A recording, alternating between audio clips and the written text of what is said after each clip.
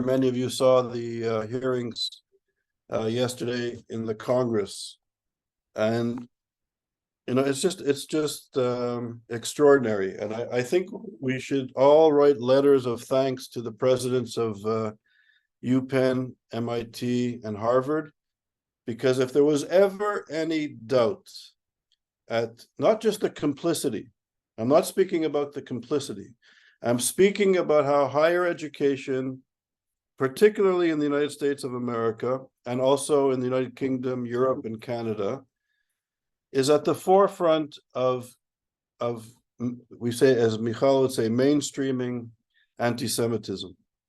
And I think, I woke up this morning trying to process everything, and I came up with, it's going to sound a bit perhaps radical, but I've spoken to some colleagues about this, and they say actually maybe my assessment is there's some correct elements of my assessment.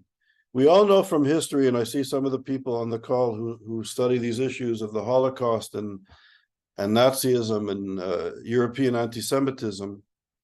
We know from history that the universities, higher education in Germany, the scientists, the philosophers, the social scientists, the eugenics professors, etc., it was the scholars that were at the forefront of anti-Semitism, of racist anti-Semitism, and of racism and fascism in Germany. It was the intellectuals that cleared the path for the final solution. As astounding as it is, and you can look at, Heidegger, you can look at the philosophers, how it's this sort of racist anti-Semitism was rooted in the highest levels of European thought, in the academy. And it was higher education in Germany was the only institution in Nazi Germany that voluntarily got rid of its faculty, that voluntarily got rid of its colleagues. It wasn't the unions, it wasn't the military, it wasn't the police, it was the universities in Germany that got rid of its Jewish faculty and students. So this is the legacy of higher education. And then yesterday you have the heads of universities, the presidents of universities that are essentially, if you sort of take away the veneer, are major corporations with endowments of many billions of dollars, of tens of billions of dollars.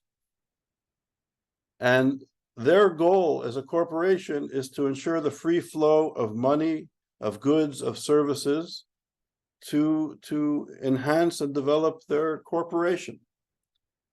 That's their goal, to make sure that the financial integrity and development of their corporation. And they don't want any regulations to interfere with these processes. And in the name of academic freedom, in the name of freedom of speech, they want to take money from places like Qatar and Russia and China. But our focus in terms of anti-Semitism is, entities that espouse the Muslim Brotherhood, fascist, genocidal, anti-Semitic, anti-democratic, sexist, homophobic ideology.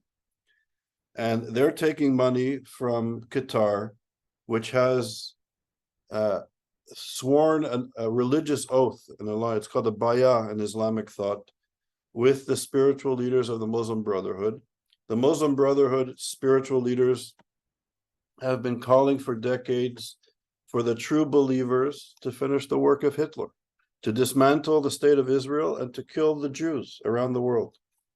And this is what the universities are taking their funds for, as our research at ISGAP is showing, at great detail. There could be there's no question anymore that the universities are taking money from nefarious sources. And these corporations want to ensure that the money continues to flow, and they're using, opportunistic interpretations of free speech and academic freedom to ensure that they could take money from people who are, and I'm choosing my words carefully as a scholar, who are aiding and abetting pogroms.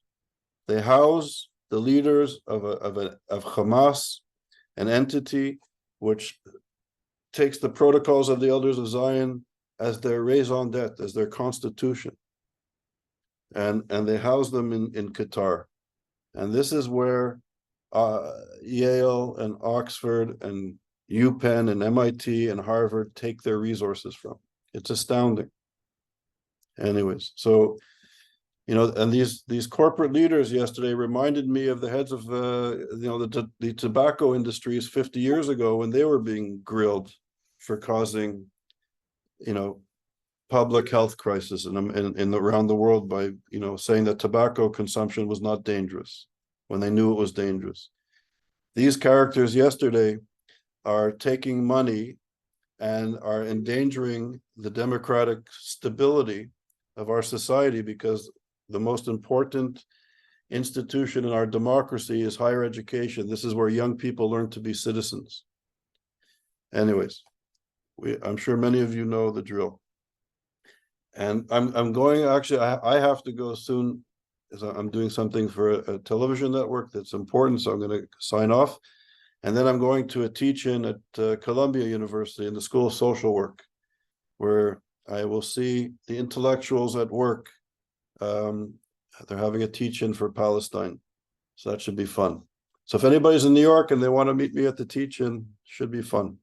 I'm going with my colleague Larry Amsel from ISGAP in Columbia. Okay, so Rafi from Michal's office, any news with Michal? She's just wrapping up her panel. She should be joining momentarily. Okay, wonderful. Okay. So we'll start soon. Is there any other, Daphne or El Shaddai, or Martha, any other housekeeping for ISGAP for the next seminars? Charles, as long as we're here, a quick question. To what extent was the research that ISGAP has put forth, the comprehensive, detailed research on the corruption of the academy by monies coming from bad sources, has that gotten to the leadership in Congress so that this can be used in the hearings? Yeah, I think that our work, some of the Congress people yesterday were quoting our reports, which was nice. And I think a lot of the discourse now around Qatar, I would argue, comes out from much from our research, and people are using it, not always attributing it to our work, but yes, our reports are out there. We're actually releasing another report in the next day or two on we've mapped the network of the Muslim Brotherhood. Our team, an amazing team of scholars and forensic accountants, have found more than or approximately $1 trillion in assets that is being run by Qatar / the Muslim Brotherhood, and its influence in academia, but into the economy and politics at large. So yeah, so we have another report coming out. There's 3 reports on our website, and I'd say before the Friday morning, there'll be a 4th powerful report. So I urge you all to read it. I see that Michal has joined us. Thank you, Michal. Thank you so much. I'm so sorry, everybody. Please forgive my delayed. I was just testifying at a hearing here in Congress, and it ran a little late, but it was a very important one following the intervention from the presidents yesterday, and I apologize for my delayed entrance. That's very important work. We're very happy to have you here with us. Michal Cotler-Wunsh, I hope I said that correctly, is Israel's special envoy for combating anti-Semitism. She's a prominent public speaker, researcher, and independent policy and strategy advisor on intersecting issues of anti-Semitism, law, human rights, and Zionism.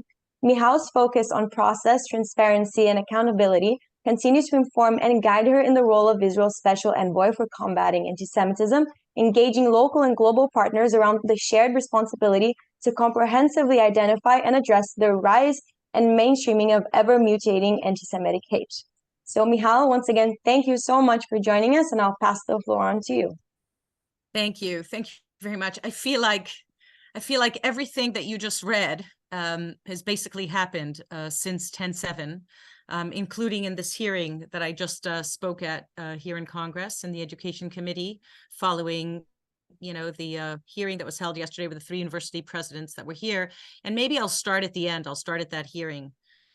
For me, a free speech advocate, the most atrocious part of yesterday's hearing with the 3 university presidents that were not able to unequivocally condemn the call to genocide was actually the next question, which would have been, if I were there, can any group on campus call for the genocide of any other group other than, from the river to the sea, annihilation of the state of Israel and Jews on this campus?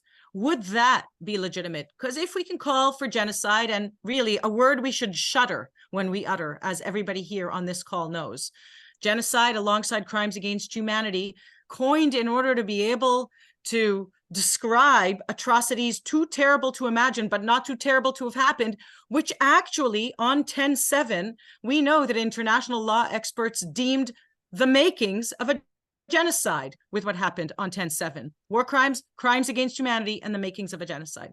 And I would argue that in today's campus culture, including the DEI infrastructure that affords protection to all students and all identities on campus, there would be no other instance in which codes of conduct would permit the call for genocide against any group on campus.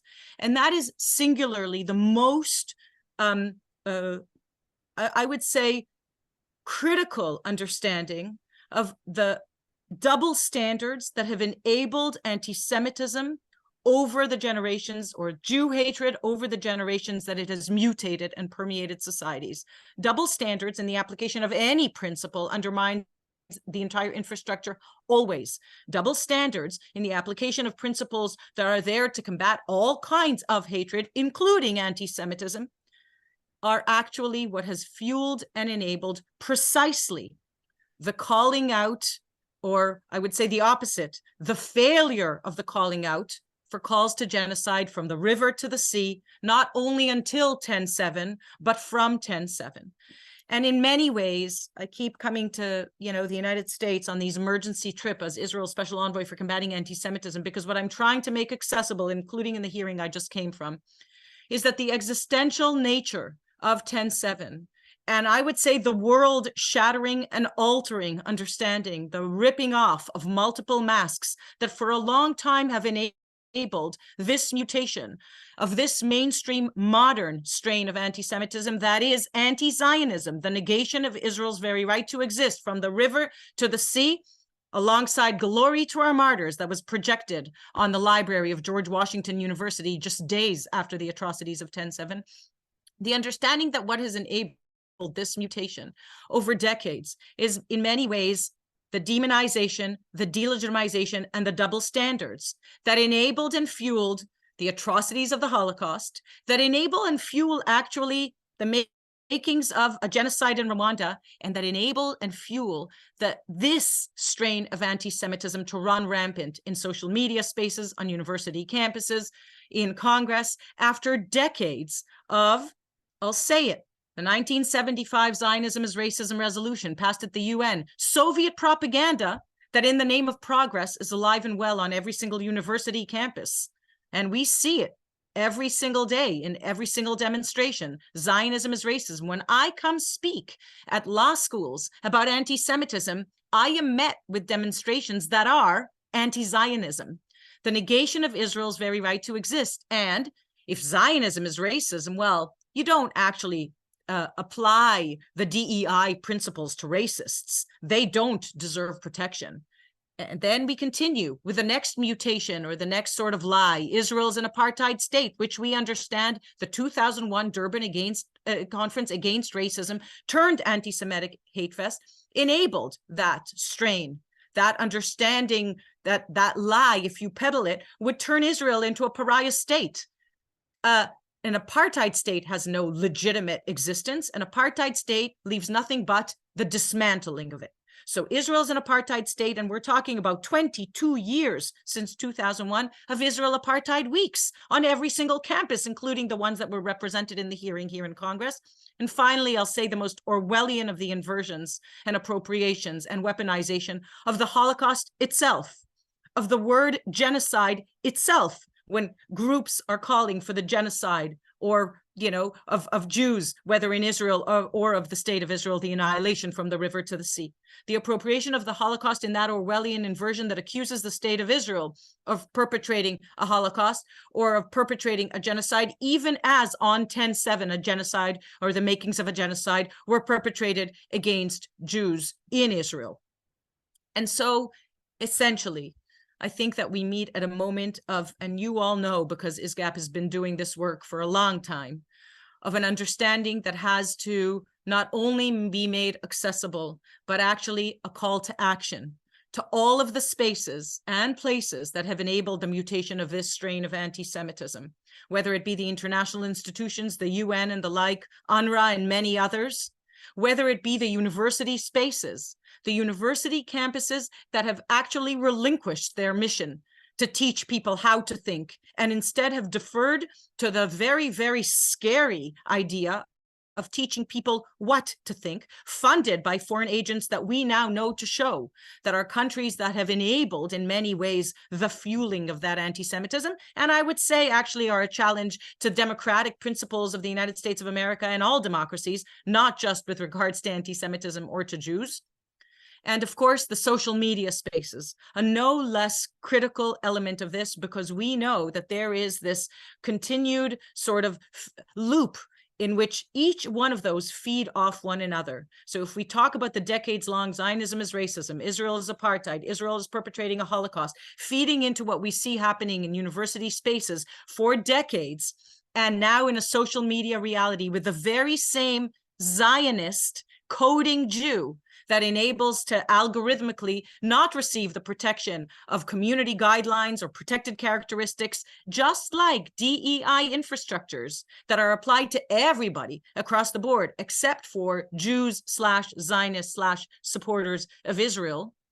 Those are, in many ways, the many masks that have been ripped off at an intersection of 10/7 that not only are an assault and an affront and a war on the state of Israel in the war that is raging, or maybe I would say unfathomable to most, but not to those of us that have been tracking the responses to 10/7 that immediately denied and justified and support and attack Jews. Paul Kessler, murdered in LA, holding an Israeli flag. Say his name, right? Imagine if there was anybody else that was murdered and nobody remembers Paul Kessler.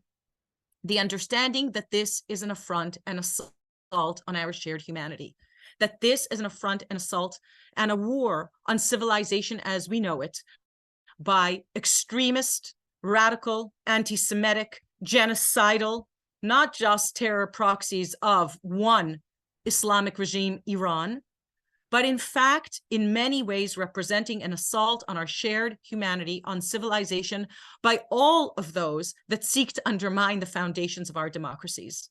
We're at a critical moment, at an existential moment, at a moment that demands not just rhetoric and understanding, but action.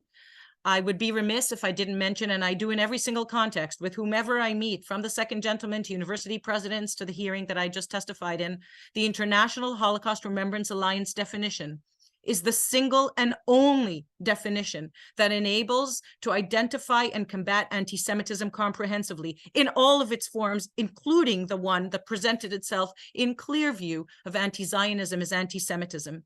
If we do not insist on the use of the International Holocaust Remembrance Alliance definition in every single space, in every national strategy, in every university that defines anti-Semitism, in every school, in every law enforcement mechanism that says we are committed to combating anti-Semitism. If you do not first define it, how are you going to identify and combat it? And to comprehensively identify and combat what we are up against. And when I say we, I don't just mean Jews, and I don't just mean the state of Israel, as I said, this as an affront on the foundations of democracies. The IRA definition is a critical resource. There's another element that I think from a bottom-up sort of perspective, the understanding that Zionist coding Jew, and I've had this engagement with social media platforms and with university spaces, if we have protected characteristics of all kinds, well, Zionist is integral to my identity. I am a Zionist. I cannot shed that Zionist pound of flesh. And by the way, most Jews self-define as Zionists, and many non-Jews self-define as Zionists. And we have to insist and reclaim that identity as a legitimate identity. in order to be able to ensure the same protections afforded to all other individuals and groups on campuses, in university, in online settings, and in national strategies, including the White House strategy, that I will say does not, or falls short of utilizing, of adopting, and of committing to implement singularly the IRA working definition of anti-Semitism, as we know, because it also embraced the nexus definition. And in that sense, the understanding that we have to demand transparency of policies, transparency of funding, transparency when it comes to social media spaces and not just, university spaces, of the implementation of the policies, and algorithmic transparency that includes the IRA working definition in the policies. When it comes to offline spaces, the DEI infrastructure, so long as it exists, and we can, sort of jump into that if it'll be relevant, but the DEI infrastructure, so long as it exists, personally, I prefer that the E is equality and not equity. They don't mean the same thing. And they actually are a manifestation of the division of the world in a Marxist way between oppressed and oppressor, which we have to talk about on another day. But the DEI infrastructure that exists has to, at the very least, apply to everybody equally and consistently, so long as it exists. And the understanding that we have to be able to hold to account not only the universities, and I'll say high schools at this point. So when I speak to ministries of education or national strategy plans, the understanding that Holocaust education has to include, whether it's in the Holocaust museums or Holocaust curriculum, whether it's for elementary schools or high schools, it has to include the teaching of the International Holocaust Remembrance Alliance definition now. Because we cannot, in the prospective commitment of never again, we cannot prevent the past. We cannot. What we can do is learn from the past in order to identify the threats of the present, in order to be able to prevent the future atrocities which actually occurred on 10/7. The understanding that Holocaust curriculum is actually a resource for those that are fueling anti-Semitism if it becomes something that is used against the state of Israel and of Jews. So look at what was perpetrated against Jews and what they are perpetrating now. Without the IRA, Holocaust education becomes a weapon. It actually fuels anti-Semitism. And so, in many ways, when we engage, I think that it's very important that we would be remiss not to insist that Holocaust education, including on campuses or high schools or elementary school or museums for the memory of the Holocaust, have to engage the IRA as well and teach it as the resource that says, as an ever mutating hatred that has lasted over thousands of years by latching on to the guiding social construct of the time, religion, science, and now I'll say the secular religion of human rights that I so cherish, what we have to make clear is that we do not accept the teaching of any of those issues without the current mutated mainstream form of anti-Semitism that anti-Zionism is, in the way that it has presented itself for everybody to see on and post 10/7 and the atrocities that were perpetrated.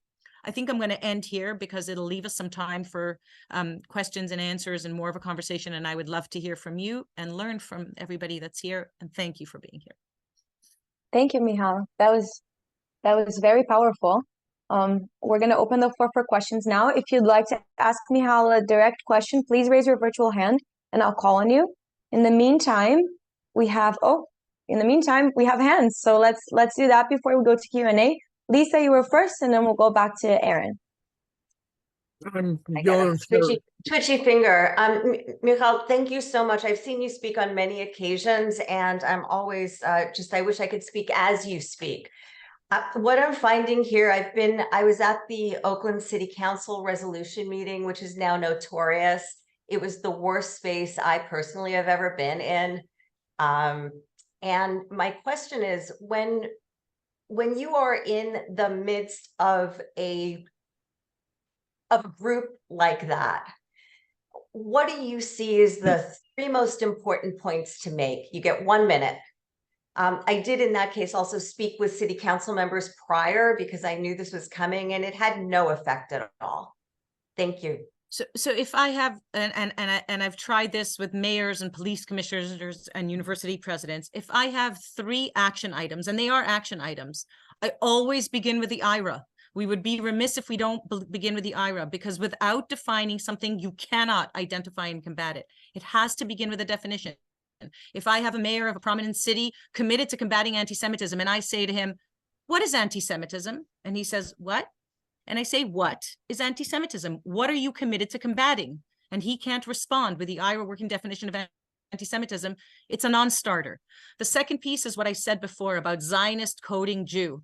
The understanding that Zionist, has enabled this misappropriation of saying, oh no, that's a political conversation. That's a political statement. It is not. In an age where everybody gets to self-identify, I don't care if there's one Zionist, self-identifying Zionist left in the world, and there are many, and as I said, the majority of Jews and many non-Jews self-define as Zionists. Zionist has to be reclaimed as an integral part of the majority of Jews' identity, and even if there are only a minority of Jews. So people say to me, there are Jews that don't define as Zionists. That's fine, that's their right, but it is not their right to strip me of my identity or tell me how I self-define. And I self-define as a Zionist. And the third piece, so IRA, Zionist, and the third piece, I think, in many, many ways has become very clear, and that is the tool of double standards. I'm a single standard girl. If I would have been yesterday at that hearing, and as I said, I wish I would have been actually, because the next question that wasn't asked would have been, can you call for the genocide of any other group? Now that you can implement in any setting. Double standards undermine the entire infrastructure. If you apply a rule selectively, the rule ceases to exist for everyone. Everybody has an interest, whether it's a DEI infrastructure or any other rule, that rule or that mechanism will be applied equally and consistently. Double standards are unacceptable, and we have to call them out. They enable to call out the false moral equivalence that we have seen on and since 10/7 in every one of these spaces.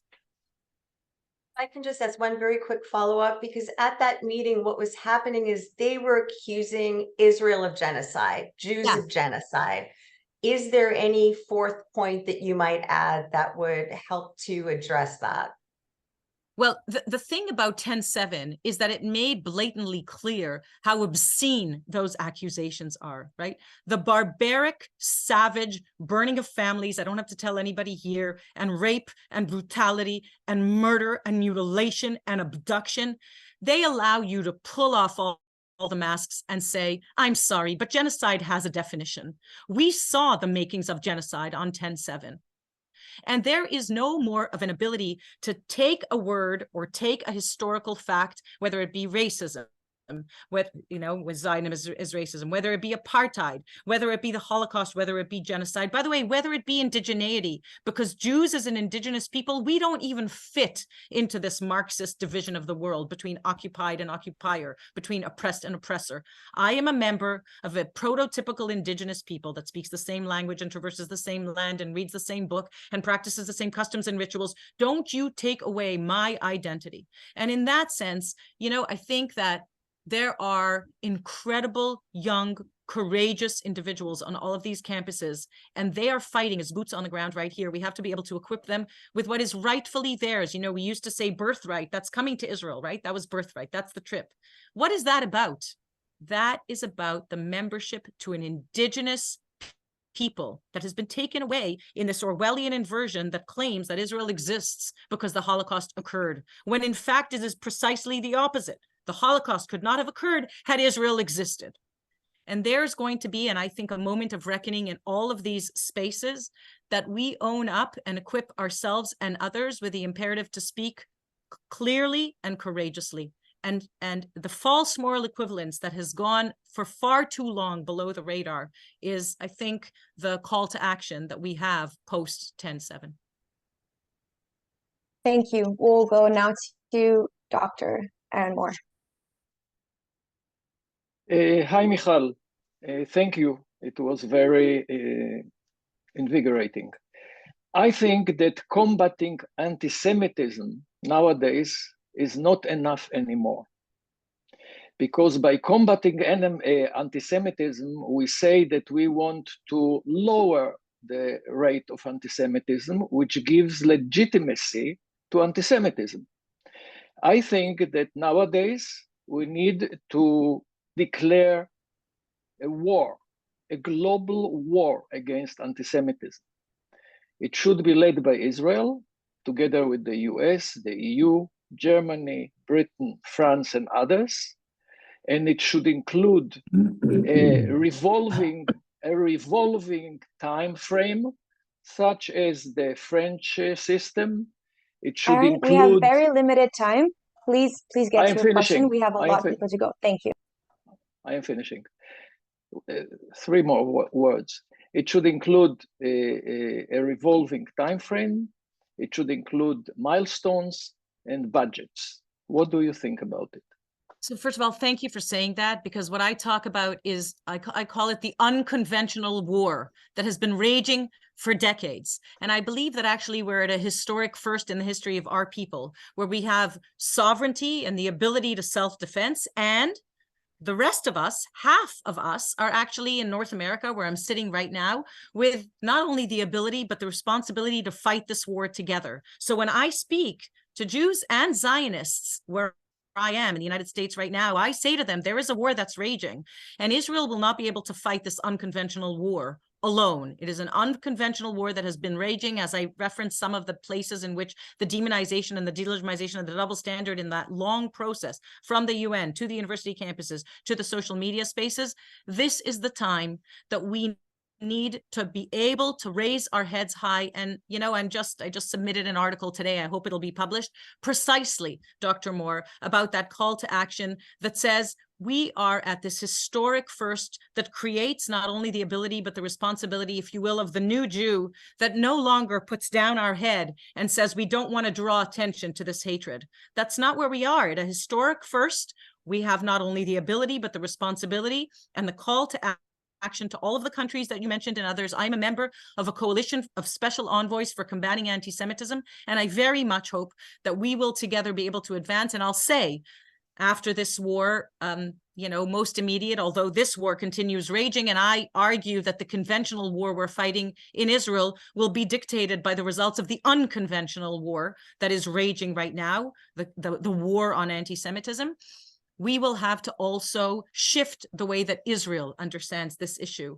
I cannot get an interview about the issue of anti-Semitism. That's changed a little bit in the last few weeks since 10/7 in Israel. And we also have to turn the prism inwards to understand that this is, as Israel is the nation state of the Jewish people, Israel is at the forefront alongside the other countries of fighting this war. So thank you for saying that. And I'll call on you as boots on the ground. Thank you. I'll pass it on to Yoel. Just due to the time, please keep your questions short and to the point. Thank you. In my book that I wrote 2 years ago called Antisemitism and the 1753 Jew Law Controversy, I called for a better definition of anti-Semitism, because I think the IRA definition is far too weak. And what's more, it's not sufficiently comprehensive insofar as that it does not take into account the question of hidden agendas. Charles earlier mentioned, in fact, the forces of fascism at work, which they are today. We see that all over the world. And they are promoters of basic promoters of anti-Semitism.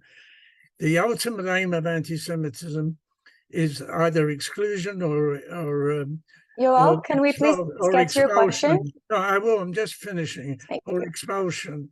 And basically, the Jews have been misled to believe that they have inalienable, legitimate rights of residence wherever they may be. And in fact, they were proved wrong over the ages because they've been expelled from everywhere, or exterminated, but that's also an expulsion. And what happened in 1948 is that Israel was given permanent residence. And this, since that date, since 1948, they're attempted to remedy this situation with its wars, and with today with whatever political activity has been going on throughout the world in order to illegitimize Israel. It's the same anti-Semitism. It doesn't matter who. Could you please get to your question?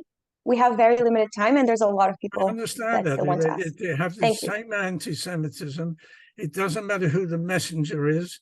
It doesn't matter which way it is, the message is transmitted, but it comes to exactly the same issue, and that is the expulsion, and in effect that the world today does not consider that the Jews should have a place of permanent residence anywhere. And if Israel does not come out strongly from the latest issue, life for Jews the world over will be totally intolerable, because anti-Semitism, as the other gentleman said, is a universal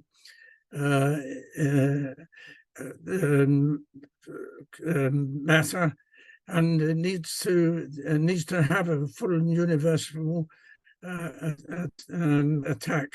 But you should not lose sight of the fact that anti-Semitism is not always the aim of the anti-Semite. It is sometimes the ammunition, not the gun. And the gun may be something else, which is an attack upon normal, decent, democratic society. Yeah, I mean, I agree with you that that's precisely what 10.7 showed. And I'll just say that in the IRA, the mechanism of the demonization and the delegitimization and the double standards, which you referred to, I think are the most critical piece of it. And, you know, I think we would be remiss to begin backtracking from the IRA, the result of a very long democratic process that I do believe actually comprehensively enables to identify and combat the multiple strains of anti-Semitism, including the ones that you referred to. But thank you. Thank you, Michal. Thank you. We can pass it along to David. Please keep your questions short. Christine, I see you. We'll do David, Aaron, and then you.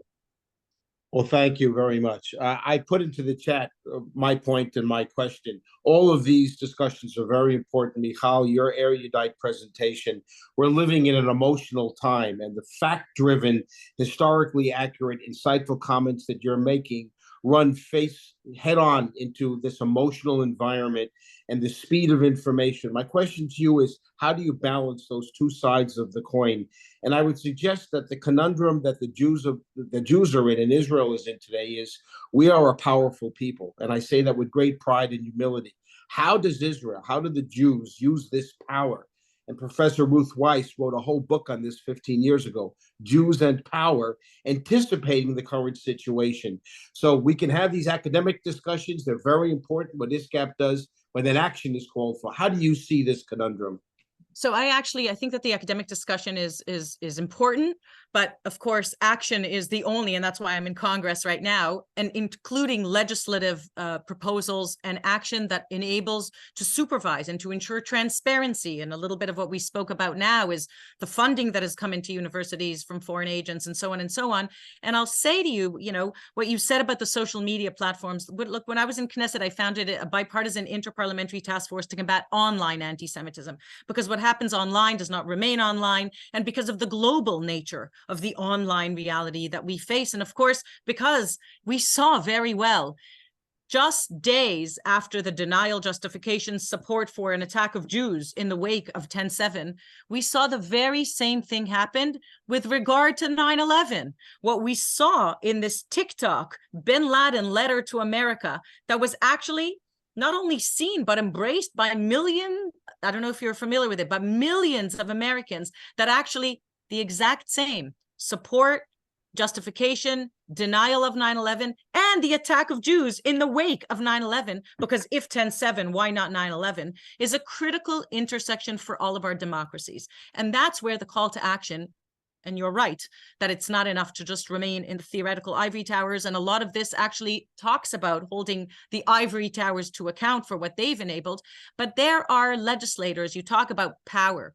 The power is responsibility, right? There are legislators in the hallways of Congress, in international fora, in other parliaments around the world. The post 10.7 cannot continue as the day before. Right? On October 6th, there was a certain reality. And just like post 9/11, that reality has changed dramatically. And that is our responsibility and our role. And when you talk about power, for me, power is just about responsibility. That's absolutely true. But power is also about reality. It's not just the branding. Israel is powerful. The Jews are powerful. And at some point, Ruth Weiss Weiss talked about this. One has to embrace that and accept the responsibility. That's exactly right. Yeah. And that I think it actually continues with Dr. Moore's question and my reply. We are at a critical, historic first. We have never been, this sounds crazy when I sit here, right, with our own kids and as we bury our children, and we have never been in such an incredible place when we were confronted with such challenge. We have a democratic sovereign state and an IDF, and we have relative safety in the rest of the world. Half of us there, half of us in the rest of the world. That means that power has to translate into action. And that is precisely not only what I try to do very much since the war, but what I'm committed to be doing, including holding legislators, holding social media platforms, holding universities, holding educational institutions, holding the White House national strategy and other national strategies to account for precisely what it is that we should be doing at this moment on a practical level and not just a theoretical one. Thank you, Michal, for all you're doing. Thank you. Thank you, Michal. Just before I get to you, Aaron, there's a question on the chat by an ISGAP fellow that kind of ties in with what you're saying about taking action. Jessica Mommy asks, if we wish to campaign for the adoption of IRA and other definitions, where do we start? How do we begin? State legislators, county councils, public schools? What's the first step that we take? So let's be clear, and I recommend that everybody read IRA and really know it very, very well. IRA has been adopted by more than 40 countries, by more than 1,000 entities. It's not just about the adoption of IRA, although that is the critical first step that I mentioned. It's also about the implementation of IRA, right? That's where the action comes in, the holding to account.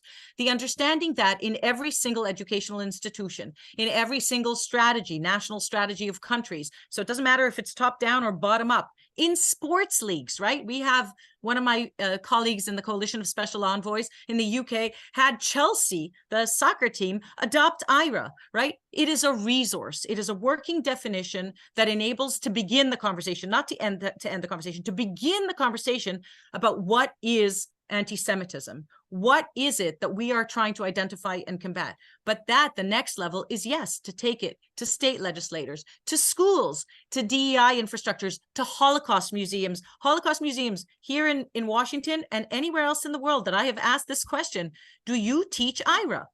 Do you just teach the past, or do you teach what's happening right now? And the answer is they do not teach IRA. So it is an important resource, and it's not just a resource because it allows us to define. It is a critical resource because it is an educational guidance or benchmark or gold standard, according to which we are then able to hold each of those spaces and places to account for the violation of the definition. And that's where it becomes very important. Thank you. That was perfect. Thank you. Aaron, we'll go to you. Thank you, Michal. And I'm glad you're the envoy. You're very bold and articulate.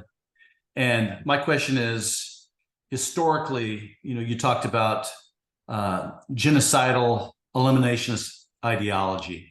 And historically, from Pharaoh to Haman to Hitler to Hezbollah to Hamas, there's this historic eliminationist ideology of total eradication of the Jewish people. So we've always faced an existential threat. So in your opinion, what drives that? And I know that has to become a part of what we communicate at this, as you said, critical moment in history, that we are once again in an existential threat to our existence. But in your opinion, what is it that drives historical? It's not just a racial prejudice. It is an eliminationist ideology. So what is your opinion? What drives this? So first of all, if I knew to understand what drives this ancient, thousands of year old hatred, which, as you referenced, the first time that ancient Persia intended to annihilate us, we remember, right? We first remember Esther saying to Mordechai, gather all the Jews, unite all the Jews, right? Knos et kol haYehudim. And then we remember Mordechai saying to Esther, Im charesh tacharishi ba'et hazot, revach ve'atzala, ya'amod leYehudim mimakom acher. If you will be silent at this time, salvation will come. Salvation will come to the Jewish people from another place, and you and your home will be silent. And I guess that's my twofold answer. The first piece And I wish I knew to answer why Jews are so deeply hated in a way that calls to annihilate us. And I can, have explanations about the fact that the morality that has guided Jews and the understanding that we always challenge whatever it is that's happening. And but that's not an answer that I'm asking myself right now. I'm actually asking myself what it is that we need to be doing, what it is that internally enables the cracks so that the outside ends up identifying the weaknesses in our bonds that bind us together. And when we stand united as a people, invariably, time and time again, with great losses to our people over and over again, in the process, we are able to combat this virulent hatred that has mutated over time. I think that the combating anti-Semitism is never just about Jews being able to combat anti-Semitism. It's the societies in which it festers and permeates that has to recognize that while we may be the bloody canary in the mine shaft will collapse around everybody else as well. That's the existential moment that we're in right now, Aaron. That existential moment that understands that the UN just appointed Iran to be the Human Rights Council Social Forum chair. That's insane. That's the collapse of the mine shaft. So while we may be the bloody canary in the mine shaft with that Islamic regime in Iran calling for the annihilation of the state of Israel, the small devil, it is coming after the big devil, the United States of America. You just have to follow Khamenei on Twitter to understand that the genocidal intent to actually not just annihilate Israel, but build on the rubble of our shared civilization, the alternate reality in which none of us want to live, all of us that actually enjoy the civilization in which we live right now, that have the shared foundational principles of life and of liberty, that is a threat to the entire civilization each and every time. That's how history marks itself. While we may be the bloody canary in the mine shaft, we are certainly not the end of the story. And so for me, what guides me right through is actually what Mordechai said to Esther, and what we just read in last week's Parsha, turned Yaakov into Israel. We have to be able to combat and to commit to doing that together, standing united, in order to be able to have a chance to address what it is that over and over from time immemorial has not only targeted Jews in that eliminationist call that we've heard from the river to the sea, echoed in our streets, echoing the Hamas charter, but what we understand today more than ever, I think post 10/7, is the importance also of allyship. I think we're in a and that maybe refers a little bit to what Dr. Moore was saying before. We are at a unique situation in our history where we have not been before. And at the very least, even if I will lose my voice, I will not stop speaking and calling out for that allyship so that we can take back not only our identity and our indigeneity and our understanding of our own history, but actually the call to action of taking back intersectionality and understanding that this undermines the entire infrastructure that was created to enable, to uphold, to promote, to protect the foundational principles, the international rules-based order that have been co-opted and weaponized, enabling the mutation of anti-Semitism into its current mutated, virulent, very lethal strain. Thank you. Thank you, Christine. I think this is our last question. I'm sorry. Yeah. Yes, Christine, so keep it short. Okay, it's very short. What I find myself in a situation where it comes up a lot, and it's a very small thing, but it's big and hard to do, even though it seems small. And that is that various entities that I have an involvement with their directors have put out the most stupid, but really, first of all, they don't call out anti-Semitism, they don't call out Hamas for what they've done, right? So number one, it's not there, right? And then they all have to say, well, we love everybody and peace for everybody, and this crap, sorry.